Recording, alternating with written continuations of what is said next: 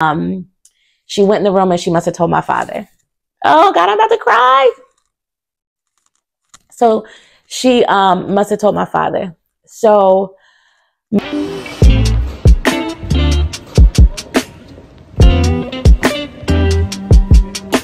Hey YouTube, welcome and welcome back to my channel.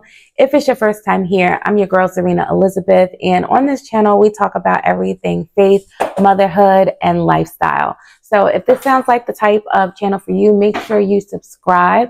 And if you haven't subscribed, sis, I really don't know what you're waiting for, because we are a whole vibe, okay? I have the best tribe on this platform, so make sure you join us.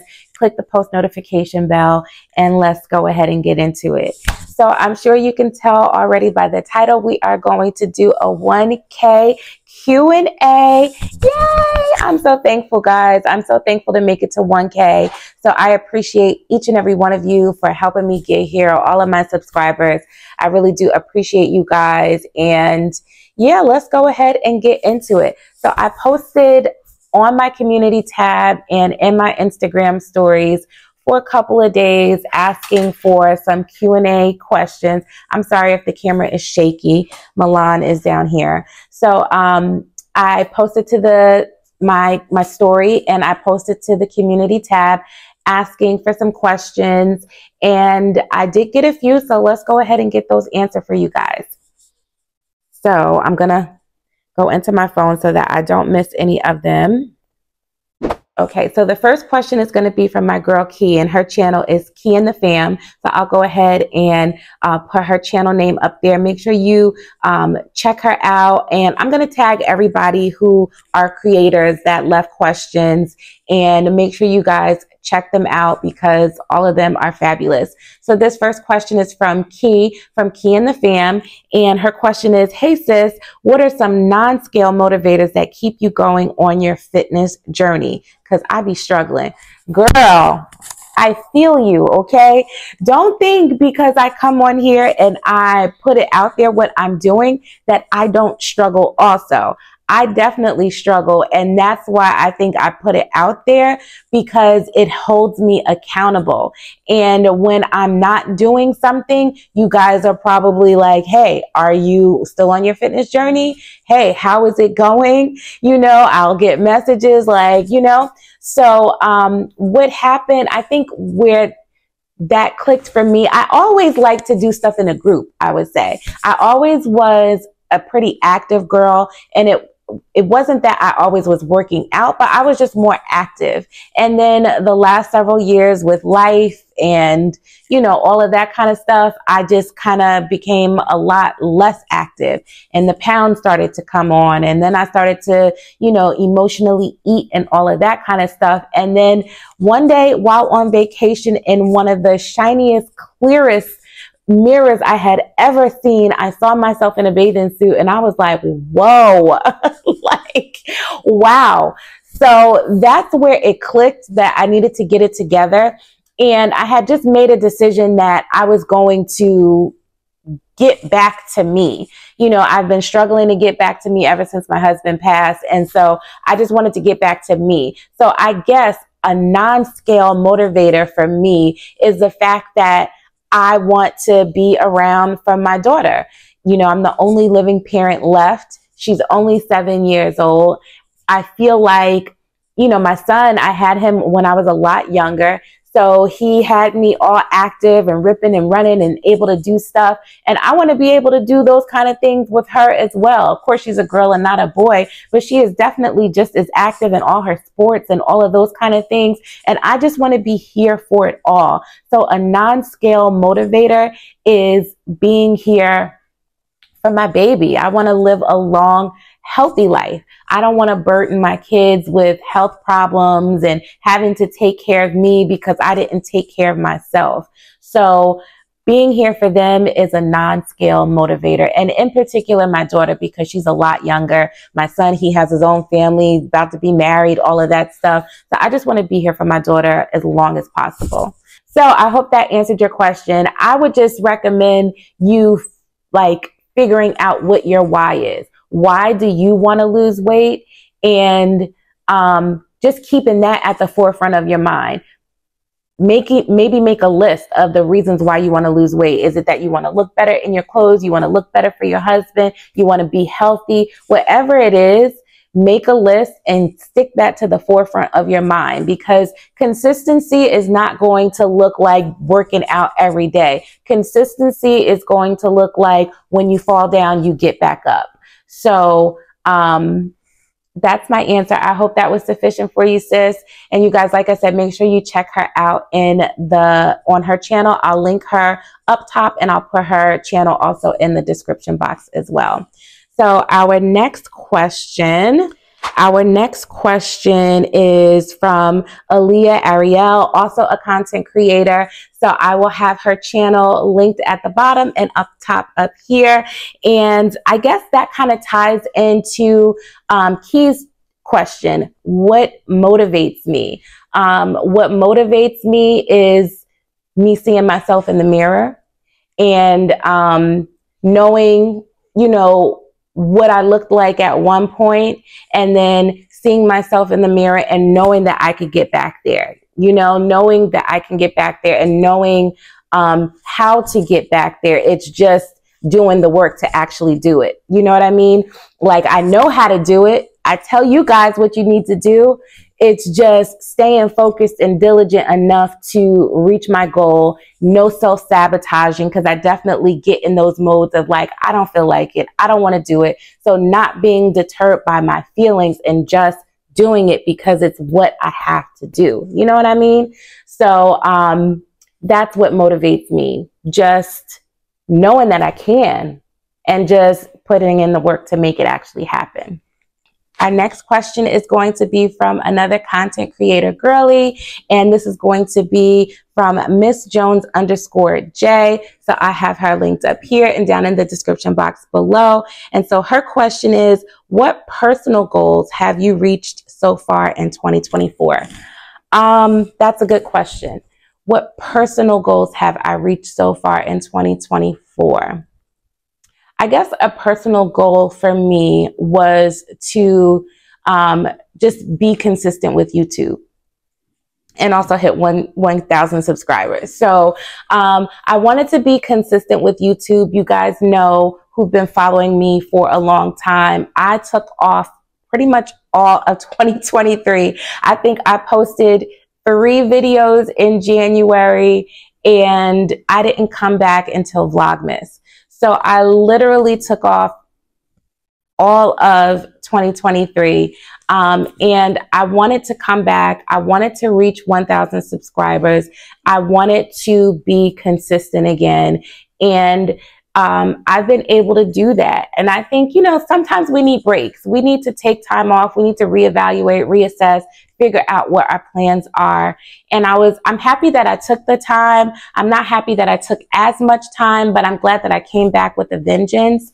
And I'm glad that I've been able to reach 1,000 subscribers and just see the channel grow. It really makes me happy because I love meeting other people virtually from all over the place that resonate with me and that I too resonate with. So, and then also, you know, content creators that are closer to me like you. So definitely that is one of my personal goals for 2024. All right. And another question from Aaliyah Ariel. What is your dream job or career? My dream job or career is to be an entrepreneur. I would like to work for myself solely and not work for anyone else ever. You know, the position that I'm in right now, I work in finance, and it's cool. It gives me a lot of flexibility. So in that respect, it meets my goal, or it fills my cup in regards to what I need as an entrepreneur. Flexibility, time to be creative, and things like that. I do like the consistency in pay. However, I am an entrepreneur at heart. I have started several businesses over the years, and I would love to be a full-time entrepreneur with multiple streams of income. So being an entrepreneur is who I am at heart. And I don't know, and I want to have multiple streams of income as an entrepreneur. So it's not going to be in any one set, genre. My background is real estate and sales. Also, I'm a creative. So, content creation. I would love to be able to solely live off of my streams of income so that I have the flexibility to be able to enjoy my life and live a full life. So that's my dream job and my dream career. All right. And this one is also from a fellow content creator on here. And I don't know if I'm spelling her name or saying her name right. Jenny Kajo. I'll have her linked here and down below. And her question is, how did you encounter Christ? I love that question. Thank you. How did I encounter Christ? Well, I will say growing up, I did not grow up Christian. My parents were Muslim. It was like, I guess, in the 70s, Islam became a thing in the African American community where I'm from. And so my mother, she didn't really grow up with any religious upbringing. Her family, her parents identified as Christian, but they didn't go to church. So she didn't really identify with any real religion. And then when the 70s rolled around and Islam became popular in the Black community, Black Panthers and all of that, my mother converted to Islam. My father, who did grow up Christian, when he met my mother, he also converted to Islam, but not really. Like he walked the walk, but he didn't talk the talk. Like he was doing it, but he wasn't really doing it, right? So he wasn't really for some of the things that, was involved with Islam and all of that kind of stuff. But he kind of, went with it, and he and my mom got married. So by the time I was born, they weren't really practicing Muslims either. And I have my aunt who is still very much rooted in Islam and the Islam community. And she used to live with us off and on throughout my upbringing. And so where I learned most of what I knew and know about Islam is from her, because she would teach us. And, I learned the prayers and why we pray and about Muhammad and all of that. So I had that dynamic in my house. Right? My immediate house. Now, as I mentioned, my father grew up Christian. So my grandparents on my father's side, they went to church every Sunday. Okay. My grandmother was a Sunday school teacher. My grandfather was an usher. And so on the weekends, most weekends, I went to my grandmother's house on my father's side of the family. So it was like I was a weekend Christian. I would go to church as a kid on Sundays, sit in Sunday school, be a part of the plays, sing in the children's choir, do all of that kind of stuff. I do remember, though, not really, like I was there, but I didn't really have an understanding of who God was. And I remember even in the summertime, we would have like summer programs at the church, because I would spend summers at my grandmother's house too. And I remember like trying to get the Sunday school teacher, or I guess she wasn't a Sunday school teacher at that point, because it wasn't just during Sunday that I was there. But I remember being there and asking one of the teachers, how is God God if God is the Son? And she kind of like nixed me off and really didn't explain. And I don't know if it was because I was a kid that she felt like she couldn't explain to make me understand, or if maybe she thought that I was just being like a smart aleck, or if she didn't think it was worth explaining to me at that point. I don't know. I don't know why she didn't explain. She was just like, because God is God, and, because he's God. And, she didn't break it down, like in a way that I could understand. So I didn't understand. And I was just like, whatever, I'm Christian, I'm Muslim. And I remember like getting older, like as a kid, when I was younger, you know, I would just do what my grandmother said. But as I was like kind of getting in my little preteen and teen phase, and my grandma, I would purposely leave my church clothes at home. I would not bring my good church clothes. But my grandmother did not care. She would pull some old frumpy stuff out that closet that did not fit. Here, put this. I used to be so mad, like, so then I stopped forgetting my clothes because she wasn't going to have me looking crazy. And then I'd be like, Grandma, I'm not going to church. I'm not even Christian. I'm Muslim. She'd be like, you ain't no Muslim. She did not care what I had to say. She was bringing me to church. So she, you know, I would go to church and I would, you know, like I said, participate in all the festivities. So I was like a weekend Christian. Now, when I actually got to know Christ for myself, it wasn't that much later. That would happen like through my like preteen years, like, and even teen years, 14, you know, like up to like maybe 14. So it was like around about 16, 17 when my mother, found Christ, and we started to go to the church that we go to now. Now, when my mother first found Christ, she started to go to church on her own. And she didn't bring us with her. She was going on her own journey and doing her own thing. It wasn't until, you know, maybe some months later that, you know, she started to bring us as a family. So again, I would just sit and be in church. Now, this is a much, much bigger church than like the family church that I, you know, grew up in as a child. So, and it was much different. My pastor, he was raised, Pentecost. So it was, although it was just a non-denominational church, it definitely had, Pentecost influences, which was much different than the Methodist church that I had knew growing up. So I used to be excited. It was good. I started bringing my friends and everybody to church. And I don't know what the defining moment was that I understood or knew, but I know I've already been saved since I was about 17 years old, 17 or 18 years old, I would say. 17. So I got saved at about 17 years old. I don't remember the exact day that I went down to the altar call and, you know, got saved, but I remember my first time actually hearing God's voice.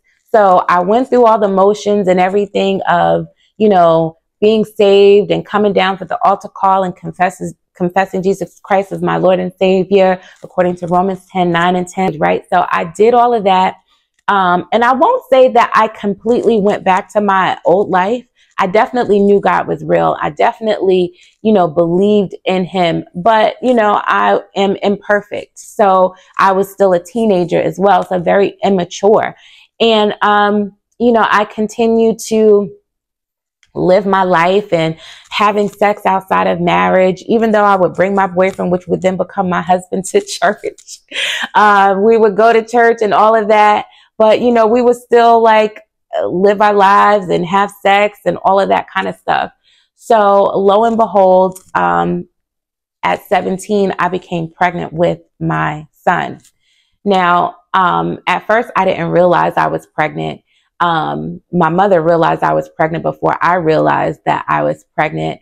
And then when I kind of thought maybe I could be, but was kind of like hiding it, I was kind of like, no. So at one point, my mother was like, I think you need to take a test. So it was a Thursday. I remember this clearly. We go to church on Thursdays and Sundays. So it was a Thursday. And She left a test on my bed and she was like, you know, me and daddy think you need to take a test. I was so upset because I'm like, you want to tell my father? You told my father? You don't even know that I'm pregnant and you telling daddy that you think I could be pregnant? Like, what type of mess? I'm daddy's little girl. I'm the only girl and I'm the baby of the family. I'm daddy's little girl. I was distraught that my mother told, you know, my father. So she was like, yeah, me and daddy think you need to take a test, and left the test on my bed and they went to church. So I took the test, right? And lo and behold, I was pregnant. So I was just like, I don't know. So when they got back home from church, my mother came in the room and I was in the room with all the lights on. I think the only light was from the TV. And she came and she asked me and she was like, so, you know, what is it? And I just started crying. So she started crying too. And then she went in the room and she must have told my father, oh God, I'm about to cry. So she must have told my father. So my father, I guess, you know, I'm 17 at this point. And so my father and her must have just been like, okay, well, you know, my mother came to me and was like, well, what do you want to do? Whatever you want to do, we will support you. So obviously the question is, do you want to have the baby or not? Right. And as soon as I thought to myself, like, soon as I asked myself, what do I want to do? I audibly heard God's voice in my head say, no. And it was gentle, but it was forceful. And at the same time, it was like, no, but it was gentle.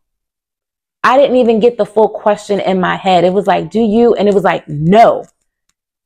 And that's when I knew God was like real, because I audibly heard his voice. It wasn't my own voice. And I audibly heard his voice tell me no when I considered having an abortion with my son. So that was my very first documented encounter with Jesus in my life at 17 years old. So thank you for bringing that memory up. I think about it often, or I think about it occasionally rather. But yeah, so that was my first encounter with God.